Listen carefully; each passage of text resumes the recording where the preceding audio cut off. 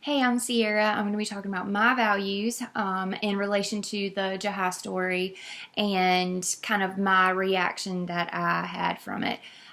Unfortunately, I have been in this situation before with a family member, and it is not an easy decision.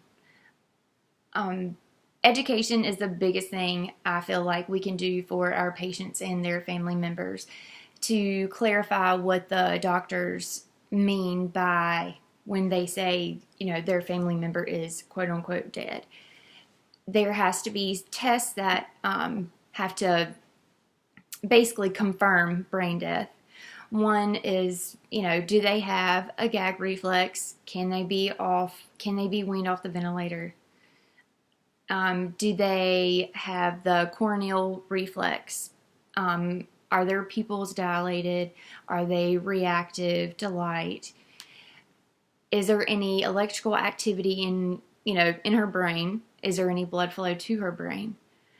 And I feel like it is a very, very, very hard decision to make to take your child off a ventilator. However, when it comes to quality of life, I am 100% for what is going to be the best for the patient.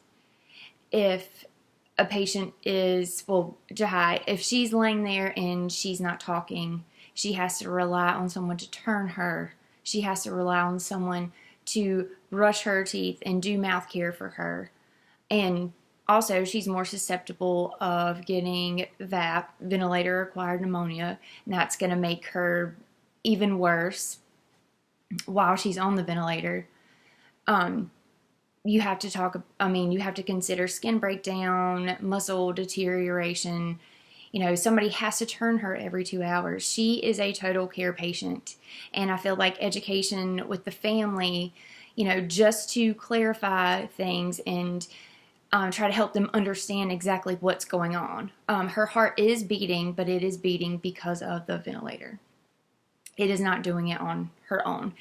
And I feel like it should be explained to them. I'm sure it has, but if they took everything away, she would not breathe and her heart would not beat. I feel like that needs to be reinforced and reiterated to them.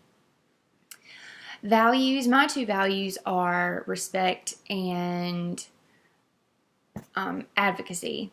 So respecting my wishes, respecting me as a person, respect my, dignity, basically. And I always advocate for yourself, advocate for your patients.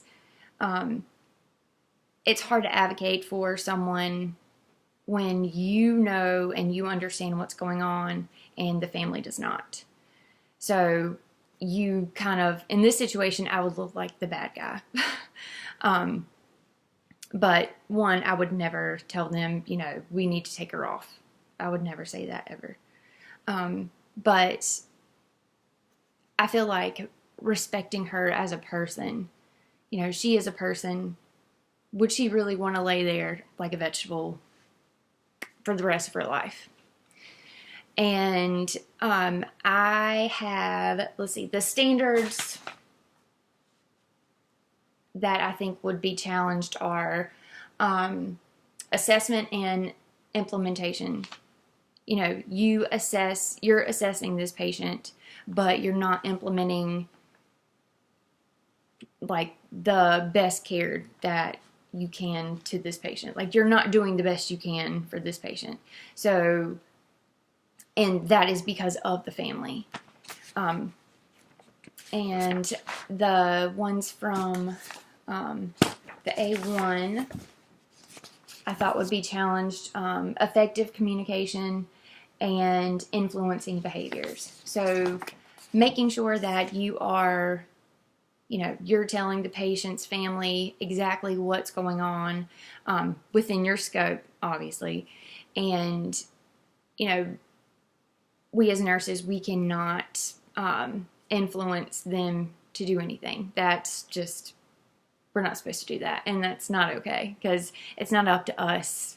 It's up to the family. In saying that, I found an article by Stephen R. Marone in the Journal of Transcultural Nursing. It's talking about informed consent in the context of culturally congruent care. So in Saudi Arabia, the women do not make decisions while they're in the hospital. The husbands make those decisions. So I feel like this is kind of, the same thing. They're not allowed to, or they cannot make those decisions for themselves, just like Jaha cannot make decisions for herself. And, we have to, are we really providing the greatest care that we can if we are not, in the sense of the culturally congruent care, the informed consent, are we really, are we providing the greatest care if we are not getting answers straight from the patient? And if we are doing that, then is that really culturally congruent, with what they're used to and their norm? So that's it, and I hope you guys have a great day.